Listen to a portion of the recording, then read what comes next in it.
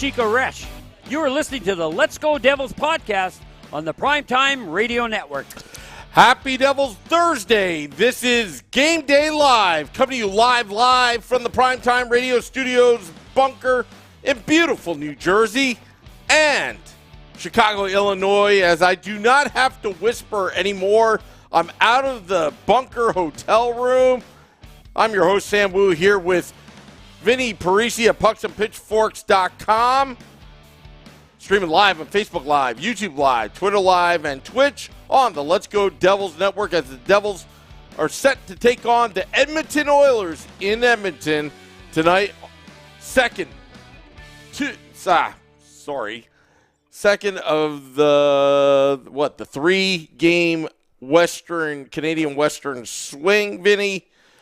I'm excited for tonight's game because speed kills, and there's going to be a lot of speed tonight. This Western Canadian road trip used to be a moderate road trip. Maybe before the McDavid days, back when the last time the Devils had some sustained success. The hardest leg of this trip was Vancouver. Now it's the easiest, and the Devils absolutely smoked them. Now things get a little bit harder. The Edmonton Oilers and the Calgary Flames are both very good teams. Calgary's having trouble holding leads. But that's not who they're playing tonight. They're playing the Edmonton Oilers, who, no matter what, no matter who their goalie is, you and I could play goal. They are dangerous when they have Connor McDavid and Leon Draisaitl in their lineup. They are the two most dangerous players to play against in the NHL. When you go through and look on the score sheet every single night, like you're flipping through the NHL app, you click the Edmonton game, these two jabronis have at least 2 points in almost every game they play.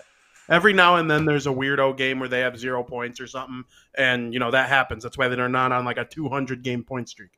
But, for the most part, they are hard to contain. And I don't expect the Devils to stop them completely. I expect them to contain them. This is a hard game. The over-under on the game, we'll get to our bets in a little bit. It is what it is for a reason. And it's just a game loaded with talent. I mean, how many first overall picks are playing in this game? 4? It used to be 5 before Hall left the Devils. I mean, Hischier, Hughes, Nugent Hopkins, and McDavid are all first overall picks. Draisaitl's a 3rd overall pick. Soon enough, the Devils will have Nemec and Luke Hughes, 2nd and 4th respectively. So there's a lot of talent within these two organizations, and now we're going to see it all on the ice tonight. I'm very excited about it. I'm excited about it. I'm excited to see the RPMs of each team, because it's going to be, their motors are going to be running hot all night. John Marino playing his 200th career game tonight is going to have his work cut out for him, but I want to see that matchup. I want to see John Marino against the best of the best elite speed coming from the Edmonton Oilers, because that will give us an indication, any idea, how good this Devils defense is. You said it yourself. The odds makers are, really expecting a high-scoring game, and maybe so, but the way the Devils have been playing lately, will McDavid and Draisaitl get the chances if the Devils are sustaining pressure in the offensive zone? You need the puck if you want to sustain pressure the other way. The Devils are just going to have to pepper shots on goal, and I'm assuming Campbell's in net. I'm not sure, but, it's – no, he's not. Who's in net? It is drawing a blank on his name now. Stuart Skinner. Stuart Skinner is in net for the Edmonton Oilers. And I think Mackenzie Blackwood, Mac Black, is in net, correct? Correct. Yep. So, again, some fans may want Vanacek in net. To me, I want the hot goaltender. Mackenzie Blackwood is hot along with Vanacek right now, but Mackenzie Blackwood, the way he played in Vancouver, he deserved another start. He's hot right now. You play the hot hand, and you know what? If he plays good enough and holds the Devils in the game, if they struggle early on, the Devils will find a way. It's just a matter of, are they going to be down 2-0 or not? But I think the Devils are going to play a complete game. I'm sure they're pretty amped up for this matchup, and especially when Connor McDavid is on the other side. You want to bring your A game. Yeah, I agree. And you touched on Marino. He's got the hardest assignment tonight, right? Him and Heischer, I would say. And you're on the road, so McDavid, he's going to be matched up against whoever Edmonton feels they can when it comes to like starting a play from a face-off. So it's not going to be just putting Marino out there every time McDavid's out there. They're not going to have much of a choice at certain times, but he'll hop over the boards if he sees 97 and they're able to make a change. There's no doubt about that. But he's so good that you're right. You nailed it. The best way to defend him is to just play offense. And that's the thing that makes them dangerous, though. They're going to have the puck, Edmonton. It'll happen. And they'll even if you have sustained pressure, the shot misses the net, they're going the other way. McDavid, he's the best player on the rush in the league. And so no matter how, you just have to put significant pressure on him. And I know it's so hard because you do that to him, and then you got Draisaitl on a separate line 5-on-5. You can't take penalties. You can't take dumb penalties. They'll destroy you. And it's not even like McDavid and Draisaitl are the only two good players on that team either. Evander Kane, Puljujarvi, Yamamoto, Tyson Barrie. No, not Tyson Barrie. He used to be there. Or is Tyson Barrie? Tyson Barrie is on the Oilers now. And they have Darnell Nurse, and it's just it's a good team. But defensively lately, they haven't been playing well, Edmonton. So no, and they don't get good goaltending. Yeah. Yeah, and they're having those kind of issues. While the Devils, defensively, this is going to be the biggest test of the year. I mean, this is a high-octane offense that thrives on odd man rushes.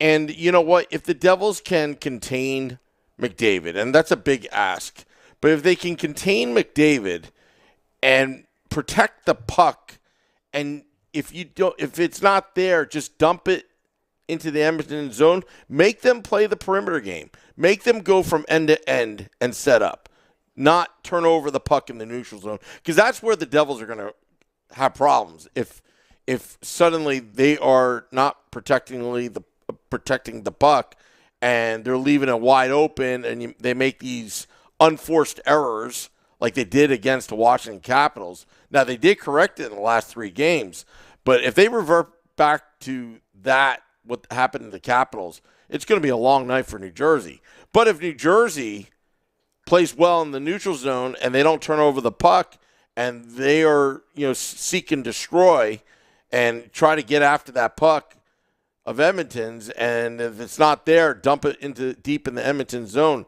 I think the Devils have a chance of making a statement and really doing some damage, to Edmonton. I agree with you. And last year they beat them. It took an overtime sick play from Jack Hughes and Nico Hischier to combine for a goal. And McDavid had like 3 points. So did Draisaitl. If they get their points and you still beat them, you're going to be happy with it. That's honestly the likely scenario. But the Devils have beaten the Oilers in the McDavid era. And I think they can do it again. The biggest key in this game for me, even more than containing their two-headed monster, is if you get out to a lead, you cannot be complacent against the Oilers. They will score in bunches and come back on you. And reversely, if you get down a goal or two, you're not out of it, because it's not like they're not prone to giving up odd man rushes the other way and allowing their opponent to have high quality chances on net, and they don't have their number one in net tonight. Like, you are not out of a game if you're a couple goals down, and you are not secure if you're a couple goals up. This is the true definition of just keep going until the final whistle. This is going to be a crazy game. I truly think so. And I want everybody to watch closely in this game, because I've been saying this last couple podcasts, that Edmonton Oiler ice is so good that watch the puck and watch the skill of both teams. And it's really a pleasure to watch. The puck is not going to skip on that ice.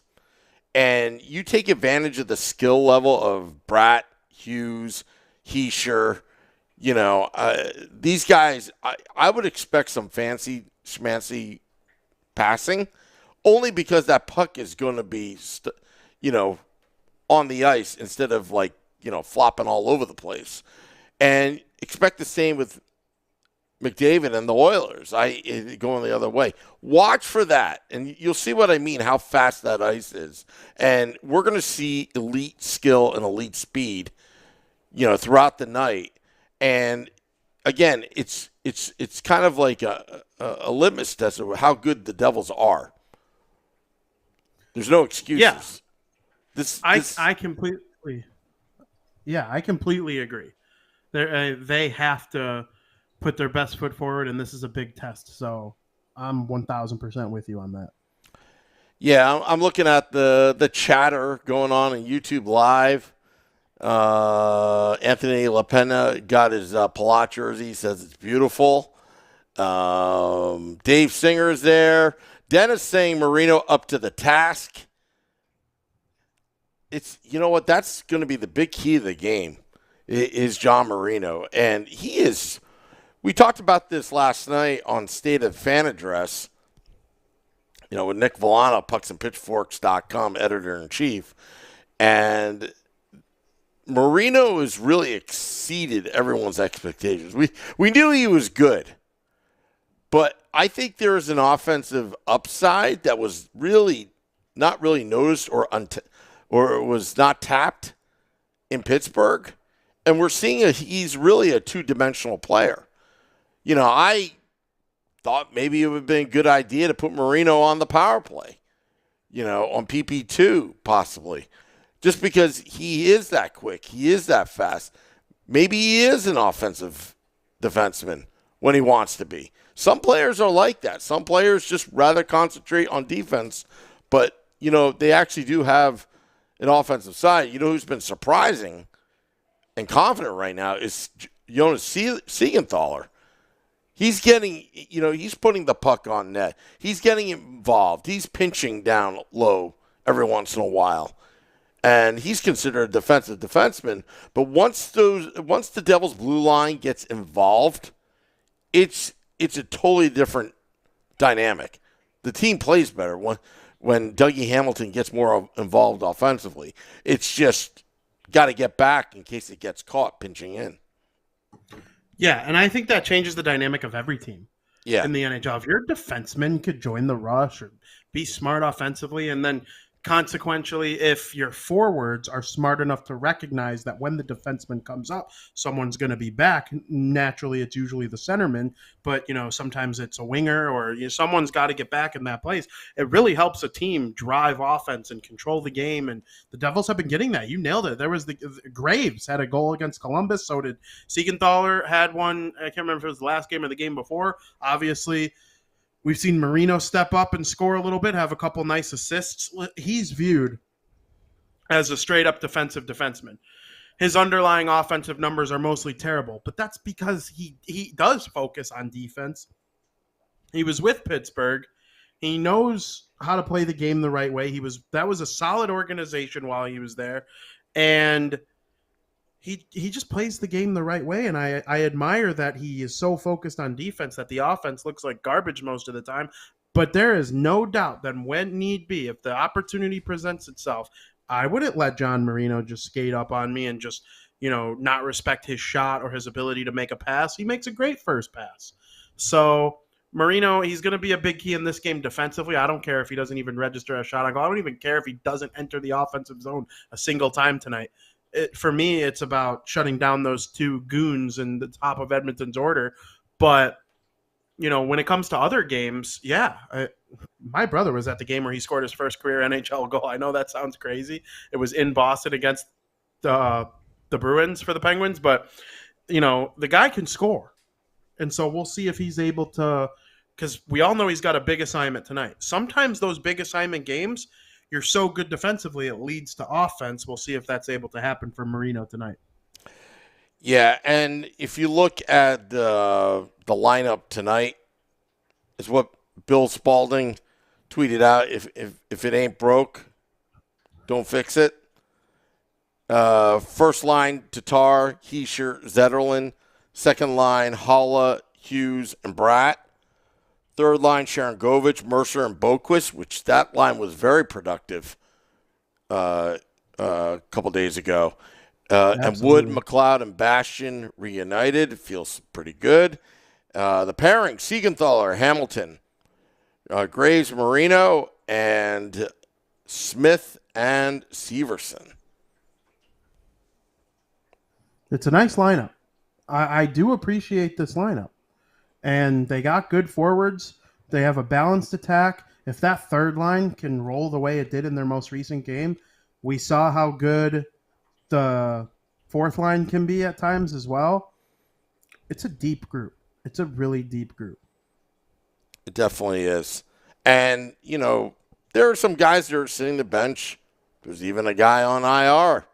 But the Devils keep on rolling. And that's a big, big, big thing. And Sharangovich being on the third line, it shows that they've, like you said, they've got depth. They have depth now. And they can withstand an injury to one of their star players in Palat. So far they have. Don't want to see any more injuries, but so far they have, and that should be duly noted that they have. But, like I said, this is a big game because if they win tonight, they've already, they'll at least have 2 out of 3 in case they lose to Calgary on Saturday. So, you want to take 2 out of 3, but really you want to take 3 out of 3. You want to get greedy on Saturday against Calgary. But the Edmonton Oilers, they're a very good team. They're a very talented team. They have their struggles defensively, goaltending. But right now, let's see what happens. And let's go. You want to go to the bet stamp predictions, Vinny? I sure do. Who has your bet stamp of approval? Bet stamp. Oh, boy. I think I messed up the graphics. Give me 1 second, Vinny. I messed something up. No worries. No worries at all. We're thankful that BetStamp is able to provide us with this great information to show us what we think is going to be the best possible price for whatever pick we want. And I'm ready to get right into it when you are. Oh, yeah. No, I'm fixing on the fly. I don't know if you listened to State of the Fan address yesterday, as what one person put it. We were 0-2 to start the podcast because we had so many technical difficulties. I thought that was pretty good. Yeah. That is funny. That's a good one. Yeah. So tell me your picks, Vinny. Yeah, so I logged into the betstamp.app and I looked over my options. And once again, the one I'm the most loyal to, the DraftKings Sportsbook.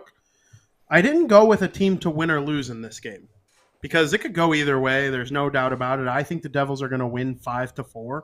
That was my prediction for the game as a whole. But I'm really intrigued at over 7 goals at plus 115. The over-under in a National Hockey League game, 99% of the time, is 6.5 goals. Giving that extra half a goal on the bet line, or the puck line, or no, not the puck line, the over-under is absolutely insane. I've seen 4 or 5 games my whole life be over 7 or under 7. That means the bookmakers, they believe this is going to be a barn burner.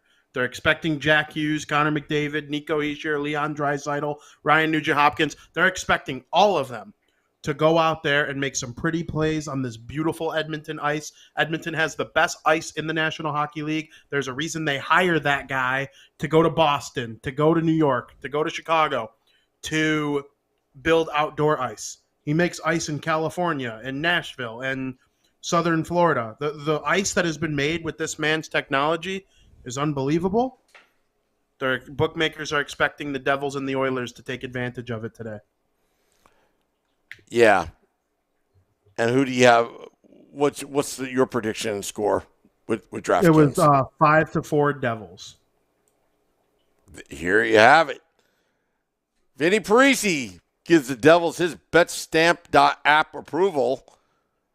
Devils winning 5-4. Betting on there would be, 7 or more goals? Yep. 7 or more goals? Over 7 goals. Over 7 goals. If it lands directly on 7, it's called a push. You get your money back. Yeah. And, well, I didn't really bet on that. I bet on the money line with points bet plus 125, thinking Devils are going to win. But I'm going against the current, Vinny. I'm saying a Devils victory 3-2. And I think the goaltenders are going to step up. I think we're going to see a lot of offensive chances. I think Mackenzie Blackwood's going to hold them in. It's going to be a tight game, but it's going to be a fun game. We're going to see a lot of speed and skill. But I think it's going to be 3-2 Devils. And I'm betting the money line. And I bet $10 on that game. And the payout's $22.50 if I win. I love that. It's a great pick. I hope one of us ends up correct because that will mean the Devils won the game. You know what? I hope one of us actually wins the Powerball. Me too. Because can you imagine if I won the Powerball and then there's that press conference that they have, although you can stay anonymous. I probably would do that. But if I ever had that press conference, they'll be like, some reporter would be like, so what are you going to buy? What's your first purchase? And I'll be like, I want to buy the New Jersey Devils. I would love that. I would love that. I'm in for it. Yeah. But also, I think Nick Villano mentioned this on a State of the Fan address that the Devils' valuation went up. It's around $865 million. Wow. Pretty good, huh? That's not bad. I don't know where they get these numbers, but that's pretty good. They're getting pricey. Yeah, I always wonder that too. Yeah, it could be inflation. Who knows? Yeah. Ramona Rice says 3-2 Devils, Sam. That's a great pick. You're falling in line with my pick, Anthony LaPena. It's going more of Vinnie style, 7-6 Devils. 7-4 Devils, Dennis. So everyone's... Sign me up for either of those. Might be a 1-0 or 2-1 game. Joseph. That would be awesome, too. You know what? Be awesome too. Some of the best games are low scoring as long as the game has flow and there are chances. I love great goaltending. I love 60 saves. There's nothing wrong with that. There's something about goaltenders in any sport, soccer, lacrosse, hockey, when the goaltender just basically says no. It's something absolutely, and I love a pitching duel in baseball too. Yeah, you got two guys strikeouts entering the 7th inning. The score is 1-1 or 0-0. Sign me up. I love. Nothing is offensive about a low scoring hockey game or a low scoring baseball game. In fact, one of my favorite games I ever watched in all of my years watching sports. It was a playoff game in 2015 between the Washington Capitals and the New York Rangers. Lundqvist and Holtby were unbelievable. It was 1-1 in double overtime until finally the Rangers won a face-off and got it to Girardi, and Derek Stepan put in the rebound. And, I wasn't happy the Rangers won. I wanted the Capitals to win. But it was the greatest goaltending duel I've ever seen with my own two eyes, still to this day. And, yeah, there's nothing unfun about a game like that. So we'll see. Yeah, I mean, there were battles back in the early 90s, mid-90s. Dominic Hasek versus Martin Brodeur. That was a duel. That was, I think didn't they split the puck in half? Because I think it was a tie. I think they both. Yeah. So that was some good stuff back in the day. But, Vinny, we got a game to watch. I want to watch Bryce and Erica, so I think we should cut the cord. But I want to thank all those watching. listening to our BetStamp app approvals. And it should be a good one.